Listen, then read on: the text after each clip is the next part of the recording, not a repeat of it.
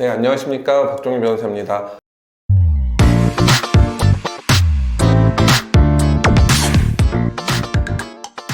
성범죄 가해자를 몰린 경우에 가장 염려하시는 부분들 중에 하나가 이 신상정보를 등록하는 제도입니다. 신상정보 등록은 이 성범죄 사건으로 유죄가 확정된 사람의 신상정보를 관리함으로써 대상자에게는 좀 경각심을 갖게 하고요. 그 다음에 수사기관에서는 해당 지역에서 유사한 사건의 성범죄가 발생했을 때 어떤 용의자를 좀 신속하게 색출할 수 있는 그런 장점이 있습니다. 그렇다 보니까 의뢰인분들 중에서도 신상정보 어떻게 등록해야 되나요? 이렇게 막 물어보시는 분들 계시단 말이에요. 그런데 아까 말씀드린 것처럼 신상정보 등록하는 대상은 역시 유죄 판결이 확정된 사람에 하나여 등록하게 되는 것입니다. 그래서 항소하실 분들은 당연히 등록하실 필요는 없어요. 지금 당장에는. 그러면은 이렇게 신상정보를 어떻게 등록하는지 그 절차를 좀 간단하게 설명드려 보겠습니다. 자, 첫 번째는 이 해당 법원은 유죄 판결이 확정된 날로부터 14일 이내에 법무부 장관에게 신상정보를 등록해야 되는 대상자에 대한 판결문을 보내게 됩니다. 자, 두 번째는 이제 등록 대상자는 유죄 판결이 확정된 날로부터 30일 이내에 자신이 살고 있는 관할 경찰서 내지는 교도소에 수용되는 경우에는 교정시설에 이 신상정보를 제출하게 됩니다. 세 번째, 이제 경찰서 기준으로 하게 되면 경찰서에서는 제출된 서류를 꼼꼼하게 검토해서 뭐 누락된 게 없는지, 누락된 게 있으면 다시 요청해서 받게 됩니다. 자, 네 번째는 등록정보를 입력하게 되는데요. 이때 이제 입력되는 정보들은 이 대상자의 성명, 주민등록번호, 주소, 실제 거주지, 직업, 그 다음 이제 성범죄 사실과 관련된 뭐 전과 사실이나 전자장치가 부착되어 있는지 이런 내용들이 이제 입력되게 됩니다.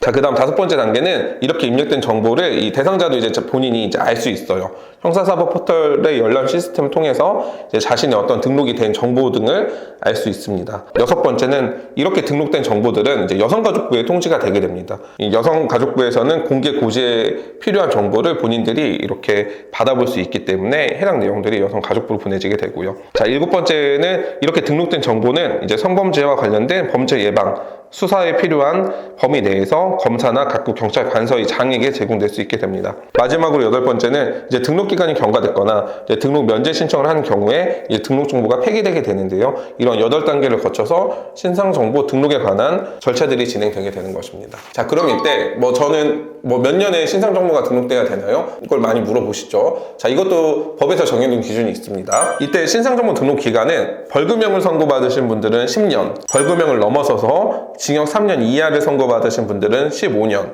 징역 3년 초과, 징역 10년 이하는 20년, 징역 10년을 초과하는 자에게는 30년의 기간 동안 신상정보가 등록되게 됩니다. 아까 말씀드린 것처럼 유죄 판결이 확정된 날로부터 30일 이내에 나에 대한 정보를 가져다 내야 되는데 이때 이제 내 사진도 가져다 내셔야 됩니다. 그래서 이러한 신상정보 등록의 절차를 위반하게 됐을 때는 과태료 같은 것도 예정되어 있기 때문에 그 기간 안에 잘 해주셔야 돼요. 이거는 매년 12월 31일까지 1년에 한 번씩은 하셔야 되는데 나에 대한 신상의 어떤 변동이 있는 경우, 예를 들어 이사를 갔다거나 좀 국외에 출장을 가야 된다 이런 경우에도 모두 다 신고를 하셔야 됩니다. 사실 이게 내가 성범죄 전과가 있다라고 해서 주기적으로 이렇게 경찰서에 찾아가는 게 굉장히 어려움을 느끼고 계시긴 하는데 이 신상정보 등록의 제도의 어떤 취지가 적게나마 본인의 어떤 신상을 제공하도록 함으로써 향후에 다시는 재범을 하지 않도록 하는 데 있다 보니까 대상자에게는 가혹할지 모르나 이러한 제도들이 계속 시행되고 있습니다.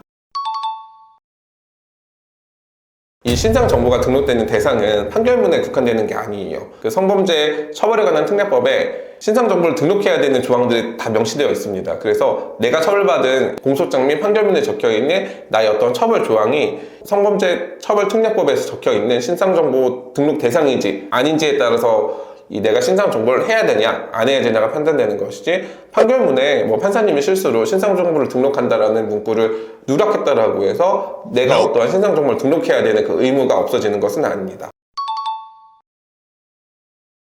기간 관련해서는 이 법조항에 명시되어 있다시피 내가 선고받은 처벌이 벌금형이냐 징역형 중에서도 어느 범위에 해당하느냐에 따라서 신상정보를 등록하는 기간을 달리두고 있습니다. 사실 이건 너무나도 당연할 수밖에 없는 게 범죄의 어떤 경중에 따라서 다른 기간이 적용돼야지 오히려 벌금형과 징역 20년을 동일한 신상정보 등록 기간을 두는 게 오히려 더 위헌의 소지가 있기 때문입니다.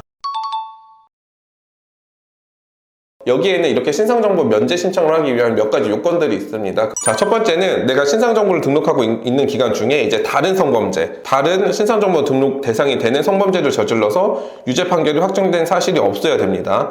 자, 그리고 두 번째는 신상정보 등록 대상이 되는 판결과 관련해서 선고받은 자유형의 집행을 종료하거나 벌금을 만납하셨어야 하고, 세 번째는 판결 시 부과받은 신상정보 공개, 고지명령, 전자장치 부착명령, 성충동 약물 치료명령, 보호관찰, 사회봉사, 수강명령 등의 집행도 종료하였어야 됩니다. 그리고 마지막 네 번째는 이렇게 신상정보 등록, 이수명령, 전자장치 부착명령, 성충동 약물 치료명령에 관한 의무 위반 범죄를 저지르지 않았을 것. 네 가지 요건이 충족되는 경우에 하나여 각 등록 대상 범죄마다의 최소 등록 기간을 초과한 경우에 하나여 등록 면제 신청을 하게 되고, 이때 법무부 장관이 판단해서 신상정보가 등록되는 기간을 일부 단축시켜 주는 것입니다. 자, 그래서 이 신상정보 등록은 일단은 성범죄를 처벌받게 되면 적어도 10년을 피할 수가 없습니다. 내가 성범죄자를 일단 조사를 받아야 된다거나 아니면 재판을 앞두고 있어요. 이런 경우에는 좀 혼자서 대응하지 마시고 좀 전문 변호사 찾아보셔서 상담 좀 받아보세요. 그래서 억울하게 가해자를 몰렸다, 그럼 어떤 부분으로 접근해서 빠져나가야 하는지,